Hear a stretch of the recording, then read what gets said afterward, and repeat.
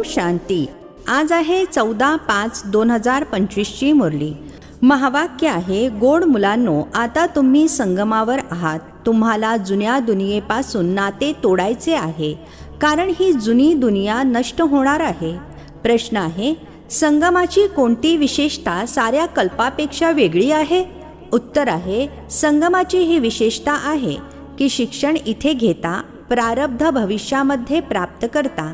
साऱ्या कल्पामध्ये कधीही असे शिक्षण शिकवले जात नाही ज्याचे प्रारब्ध दुसऱ्या जन्मामध्ये मिळेल।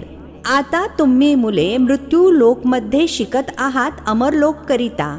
इतर कोणीही दुसऱ्या जन्माकरिता शिकत नाही। गीत आहे, दूर देश का रहने वाला। ओम शांती। दूरदेशी राहणारा कोण आहे हे तर कोणीच जाणत नाहीत। त्यांना स्वतःचा देश